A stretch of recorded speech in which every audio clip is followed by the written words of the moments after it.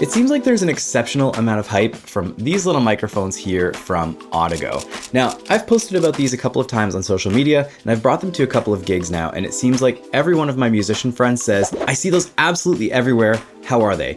And honestly, I'm just kidding, they're really cool.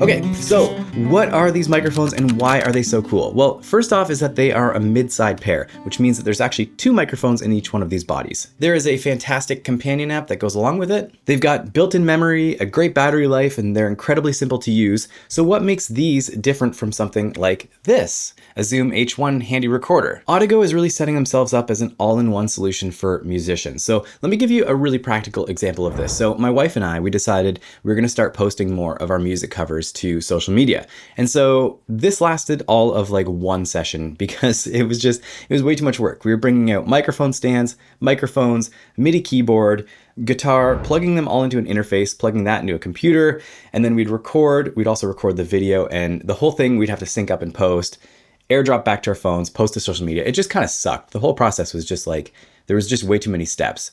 And the Audigo system basically takes out like 5 or 6 of those steps. It makes it so you don't have to do this whole round tripping things back and forth, airdropping, mixing in your DAW, syncing, all that. It's all in one spot, which is super handy. Now, this is all really great and easy, but this brings me to one of the first downsides of the Audigo system, and that's that as it stands right now, these are just mid-side microphones. So they're great for picking up anything that's acoustic guitar, singing, tambourine, violin, ambience, you name it.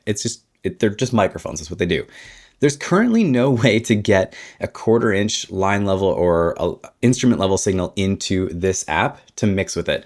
And this is a problem because when my wife and I play, we play with acoustic guitar, 2 vocals, and I use this, which is my Roland SPD-1 kick drum. So even if you were playing with a group of musicians and one of them had an electric guitar or an electric bass, there's currently no way to record those into the app short of miking up an amplifier. Now, as someone who's just switched to a Helix system, completely ampless with all these amp modelers and all that, this kind of sucks for me. If they were to make a 1/4 inch version of this, where you just plug in a 1/4 inch adapter and that goes directly into the app, I'd be all over that. As it stands at the moment, these are just microphones meant for acoustic recording. So let's talk about the microphones.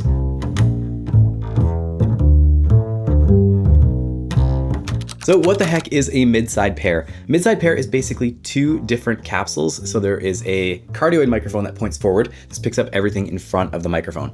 And then there's a figure-8 microphone that's flipped on its side. So the blind side is to the source. So it's gonna pick up only things coming from the side. Now what makes this setup really cool is that it actually will take one of those figure-8s, put them on the left, and then duplicate it and put that figure-8 on the right.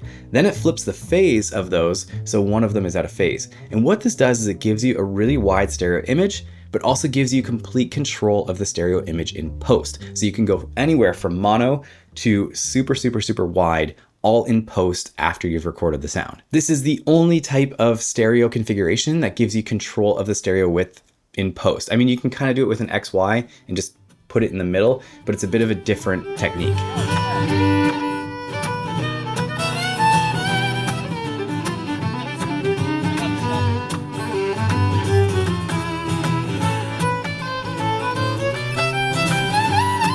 Okay, so a couple of questions that I had about this microphone before getting started, and I'm thinking maybe these are questions that you'd like answered as well. Number 1, do I need the app to be able to record, or can I record directly to TikTok? The answer to that is no, you do need the app, and this isn't something that Audigo is doing to keep you locked in or, some corporate greed thing. It's literally just because of the way the technology works. What Audigo is not is a Bluetooth microphone system. Erase the idea of Bluetooth from your brain. This is not a Bluetooth microphone system. What this is a handheld recorder, much like one of these, that records all of the data, all of the high quality audio internally. And then it uses Wi-Fi to transmit that to your phone after the recording. So this is basically recording a really high quality WAV file and sending you a lossless signal after the fact. And something to note is that because this doesn't happen in real time, there's actually no way to use this as like a streaming device. So if you want to go do TikTok lives, this isn't the device for you. Now, I did speak with the CEO, and I'm going to quote here because I asked, can you use this for live streaming? And he said, not currently was the wording. So question number 2, is the compute being done inside the microphone or inside the app? And it is being done inside the app. So it's basically the microphone sends you a really high quality wave, and then the microphone's job is done. It's on your phone now, and you can mix that without the microphones turned on, and that's all done within the app itself. Now let's talk about the battery life. On the website, they say you get about 6 hours of runtime, and in my testing, that was pretty similar. I wasn't using it consecutively, so it's a little tough for me to say, but that seems about fair. Now they've definitely overcome a lot of really big tech hurdles to be able to fit something like this into such a small package. And I've talked about this before on this channel, but usually when a company has to overcome a bunch of hurdles from a tech standpoint, there are going to be some compromises. And so I sort of set out to find out what were the compromises that they made, and do they feel fair to this product or like good decisions? And that brings me to the self noise of these devices. And you can be the judge if this seems like a deal breaker for you. So I took these down into my Studio Bricks isolation booth, and I recorded about 5 minutes of spoken audio. And then I also recorded some silence. And then in post, you take that whole section of recorded audio, normalize it to -23 LUFS, which is sort of a broadcast standard for loudness. And then in this test, I like to see the noise sitting below about -60. And so these microphones were coming in between -57 and -59, which is okay. We've definitely seen better performance on this channel. Does this really matter for studio recording? Yes, I would say that these are definitely not studio microphones. Does this matter for social media? I don't think so. I think that that amount of noise is totally fair and within reason for a social media video. I don't think anyone would ever notice it, to be quite honest. I'm not gonna lie though, I kind of wish that audio companies would stop throwing around the term studio so loosely, especially when they know they're not making something for recording studios or for recording engineers who work in studios. There's just nothing studio about that, so I don't know, it's marketing, I guess. Okay, now a massive part of this tool is the app, so let's dive into the app. This is the only section of the video that I'm using a different microphone. Everything else was recorded with the Audigo microphones. Now let's jump over to a session that I did with my wife, and I'll kind of show you how this sounds. So I've got my AirPods, that's what I'm listening to, and you're gonna hear what's being recorded on my phone. So first let's mute the guitar and let's go ahead and play this. Nice. So this is just the microphone that's in front of my wife. When you were just a stranger, You can switch it to stereo. there was something I fell for. You always left me. If you tap into the microphone, you can change the width of it. So there's basically mono to stereo. You were just a stranger. You can use both microphones as sort of like 2 mono microphones. So let's bring up the guitar as well. I'm gonna pan this a little bit to the right, and I'm gonna make this mono as well. So as of right now, both are mono. Nice.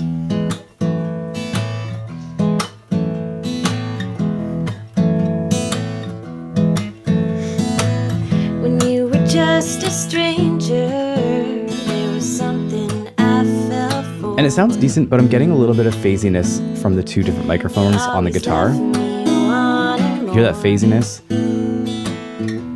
So what I ended up doing was just muting the guitar entirely, and just using Bailey's microphone in front of her, changing it to stereo, and I found this was a bit more of a flattering sound. Add a little bit of reverb. When you were just a stranger, there was something I felt. Let's jump into the EQ here. So there's a few different settings. We got warm, You always left me wanting more. clarity, When you were just a stranger, there was something that caught my eye. yeah, sounds Couldn't decent. get you out of my mind. And we've got a bit of compression on here. So if I crank this,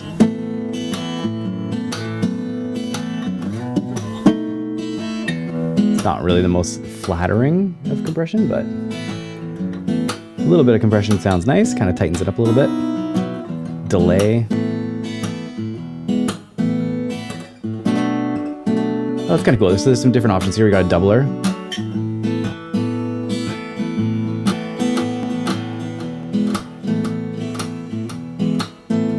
Okay, so it's basically slap, medium, long. I kind of see what's happening.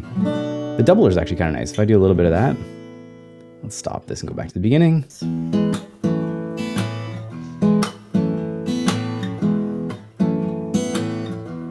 Maybe a little bit more reverb. When you were just just a stranger, there was something I fell for. You can kind of see like having one microphone set in stereo actually sounds a little bit better than having two microphones in this close of proximity. I think where two microphones would really be handy is if you're recording a much larger ensemble or like a larger setup where maybe you have like drums and then a singer and you really want that isolation.